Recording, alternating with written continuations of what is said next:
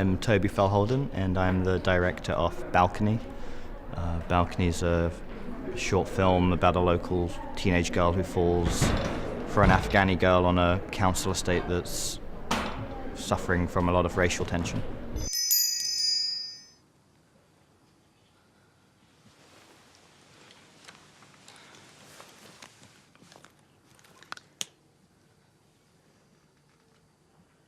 Is that what all the women wear from your country? No, but I like to cover like this. What for?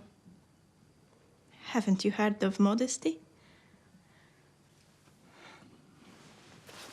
Yeah, well, you're inside now. Ain't no men trying to shag you in here.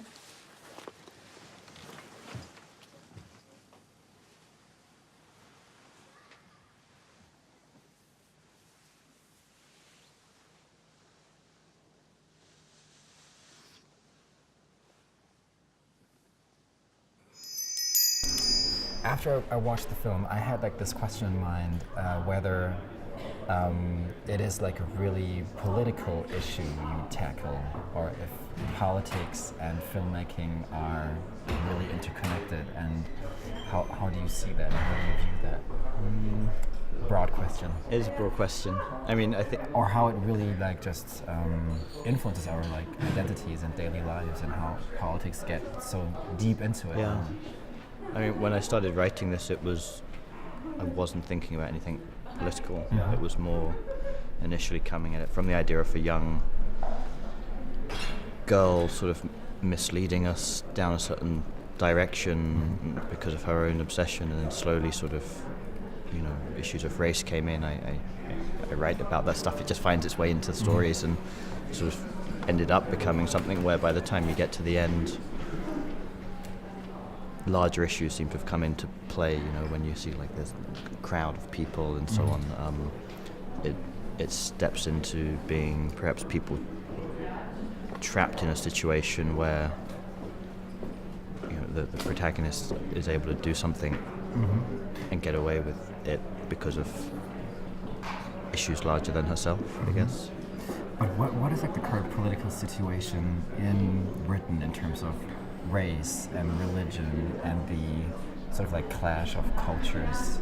I thought that was more, they've already passed it, but I don't, It's coming obviously back not. up again There's now, a backlash yeah. happening all over Europe again, Yeah. like all over the world. Yeah. And how do you experience that, this climate in the country? How do I experience it personally? Yeah, like personally and politically. And I mean, it's just with everything that's happened in Syria, I think, in the refugee crisis, and whether it's in Germany or the UK, it's a big issue of how many people are coming into the country, and then politicians are sort of jumping on that to push their own sort of agendas a bit, and I think that is implied in the film. I think when some people see it, I think someone asked me a question whether the film was made in reaction to Theresa May's like policies on immigration, and of course that wasn't quite like the plan, but I can see how that comes in.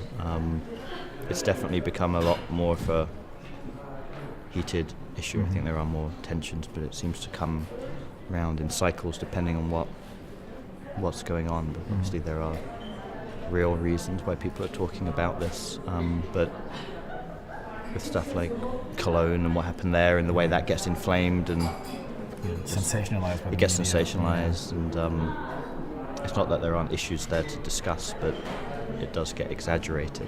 So I can see how someone might see this film and think it was a criticism of the sort of exaggeration or the way that we're told to make assumptions about other people, or apply a sort of uniform prejudice against a whole group of people.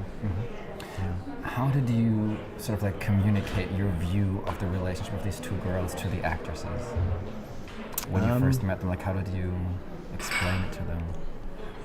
It's a good question. I think with Genevieve, who plays Dana, it was more straightforward because she's sort of not aware of the situation, so she's just someone who's a little cautious maybe of making a new friend, and it's slowly letting this person, Charlotte, who is Tina, lets her into her life. But with Tina's definitely the more complicated of the two, and so when we're talking with her, she's sort of, I think, a very isolated, lonely character. There's a lot of anger that can't find a healthy expression, so it comes out in violence. And at first, I think we experience it as seemingly like a legitimate kind of violence because it's sort of directed in protection. But I think as it goes along, you start to get the sense that there's like an obsessiveness in Tina, and there's a need that she has that's for connection that starts. It goes beyond. Well, I guess when people fall in love, it's never stable anyway. But with her, it's a much more. She's someone that can turn easily from like happy to angry, and given what we find out is her sort of home life, you know, I think it starts to make sense as the film progresses that she is the way that she is. I'm not sure if that answered the question properly. No, but I was just wondering how you, like as a director, approach this. If you communicate a lot before shooting, or if also a lot of stuff is just happening during the process of. I try to do most of it before shooting. I mean, all the stuff I've written is often dealing with kind of psychosexual dynamics, and is often quite complicated identities and interior lives, and that's sort of the thrust of what hopefully makes those stories interesting. It's more wondering what's going on with those people. So it's a lot of conversations before shooting. It's sort of getting inside the head of this character. What's it like when they wake up in the morning, when they leave the house, and sort of really going over the details of how they regard the other people in that universe and in the story.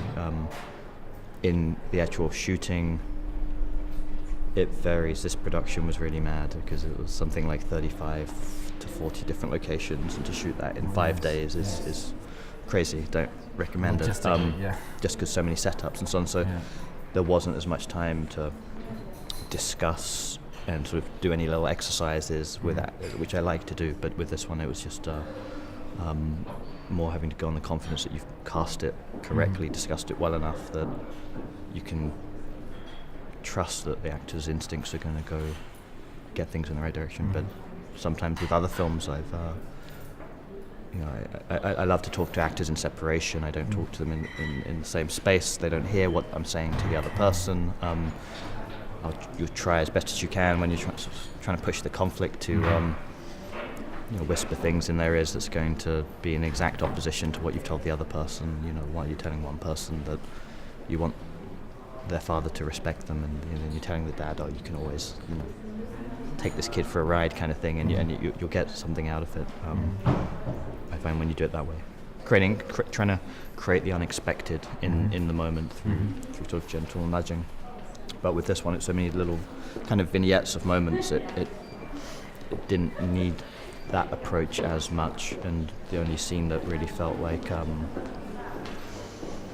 more intense kind of conversation was actually when they're on the balcony together and talking to Tina about what's going on in her head and where's she coming from when she's trying to console Dana, and how does that shift from protectiveness to sort of empathy and into sort of desire, and then how do you handle that rejection? So those things were all discussed there, but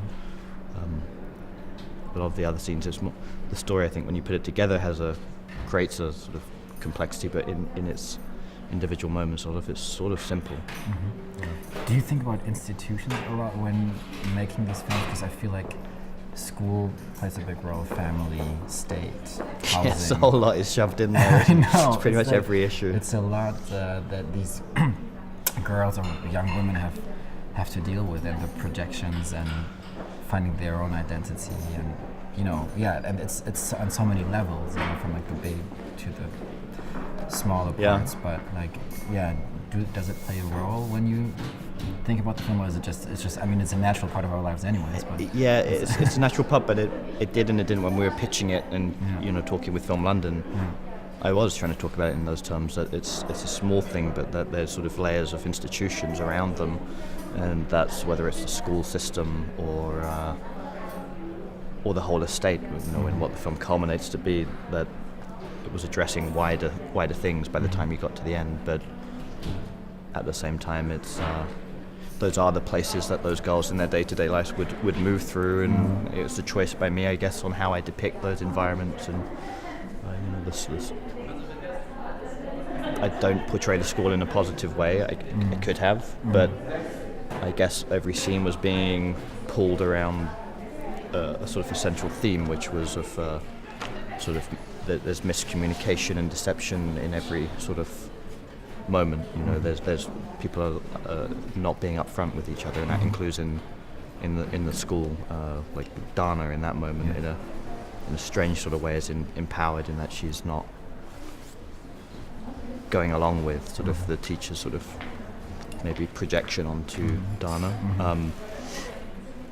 But yeah, I grew up on a kind of a estate that I wouldn't say was quite like the one in the film, but a lot of the stuff in that film's drawing from small personal experience of things I would see happen to other people, and things like that water balloon. I've seen stuff like that happen. Just the way people talk to each other. I mean, when I grew up on a estate like back in the 80s, where in London? In southwest London, on a large council estate. What is it? What neighbourhood is that? I know a little bit of it. It's somewhere in the borough of Wandsworth, but okay. But in the 80s, it's the way I think racism manifests itself there is a little different to now. Like, my mother came to the UK in the 60s from India. My dad's British, and maybe the racism there is a little simpler in that there's just someone who's clearly other, and how that's interpreted is one thing, but that now I think you have first, second, third generations of immigrants, and in a weird way it's almost important that some of the racism was being depicted by people who were not white as well. There's also someone, the kid throwing the water balloon, he's just someone who's grown up here, and he's a black kid, and that, racism can happen between different ethnicities as much as it can, from just white on to anyone else. And I think racism specifically directed towards people who are Islamic is a more amplified thing and a more specific type of racism than what existed, say, 20 years ago. It's shifted gears a bit, and that was something that was part of the conversation and writing it and thinking about it, and we talked with the Afghan Women's Society in London to just check that we were sort of being authentic to that world. We can research it as best we can, but I'm not from Afghanistan, and just getting some of the details correct and the plausibility of how we're portraying Dana's character sort of would fit in with that culture and so on. I also, like, my stereotype of Britain is that it's still a very classist society. Yeah. In terms of, just friends I have and the way I feel the educational system works too, with like public and private schools, and class plays probably. I mean, I grew up in Germany, so it's a different way I think class is viewed. And what sort of like social background are you portraying, like in British social weird background? kind of mix. I mean, I grew up on an estate, so in that sense, working class. I mean, my parents maybe had come from different sort of backgrounds that were a mix of, I think, different socio-economic elements, but for the most part, the schools I went to and so on growing up were just regular state schools. So. And do you think it's like, is it a big topic still in Britain these days? Which class? Yeah. I think it's part of what informs British identity. Yeah, it's there. I don't think it's going to go away anytime soon. It is. I think so. Okay. I don't know how that changes, or if that changes, but or if it's maybe more of an issue now. But I think it's become more complex, not just in London. I think all over Europe, because it's not just about the separation of a bunch of native people in the society now. It's so much more globalized now. There's sort of people from all over the world mingling in London. London's changed a lot from the time that I went to even just film school, from going away in 2008 and then coming back and seeing London now. It's way more European. It's much more, I think, cosmopolitan than it was just in a pretty short amount of time, and But who can afford to live there still? It seems to be so. People are I mean, moving out and out It's even further. worse than New York. That's what I hear. Yeah. In terms of like I could believe it. rent, or Yeah. I mean, yeah. They're both pretty expensive They're both places. pretty Yeah. expensive, yeah. What are your next projects? What are you? So you kind of choosing to return, or like just work in Britain for a little bit? Juggling a few things. I just sort of recently finished working on a script with Ramin Barani, who's an American-Iranian filmmaker in the US. Trying to wrap up a feature script based on another short I wrote for someone, which hopefully will be made in France, and sort of deals with some similar topics, I guess, to Balcony. And then working on a few different feature scripts and ideas for myself, things that we're trying to pitch to people both here in Berlin and back in London. After Berlin, it's back to London for a while to try and get some support. Cool. Thank you very much. You're welcome. Thanks. No problem. Yes, enjoy your time.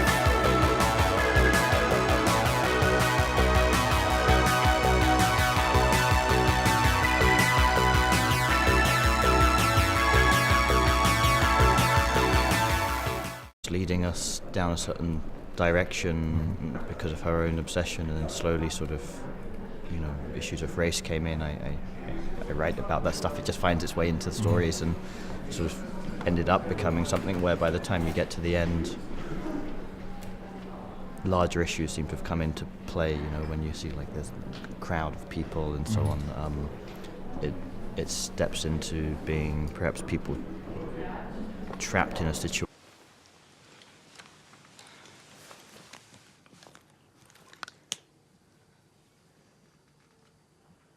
Is that what all the women wear from your country? No, but I like to cover like this. What for? Haven't you heard of modesty? Yeah, well, you're inside now. Ain't no men trying to shag you in here. Are really interconnected, and how do you see that? How do you view that? Broad question. It is a broad question. I mean, I think... Or how it really like just influences our like identities and daily lives, and how politics get so deep into it. Yeah. I mean, when I started writing this, I wasn't thinking about anything political. Yeah. It was more initially coming at it from the idea of a young girl sort of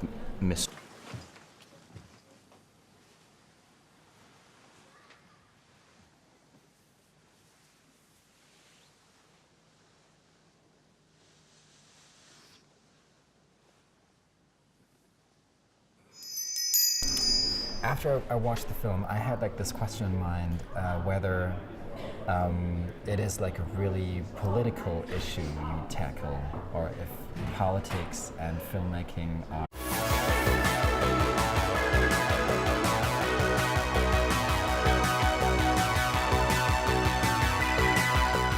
I'm Toby Fell Holden, and I'm the director of Balcony. Balcony is a short film about a local teenage girl who falls for an Afghani girl on a council estate that's suffering from a lot of racial tension.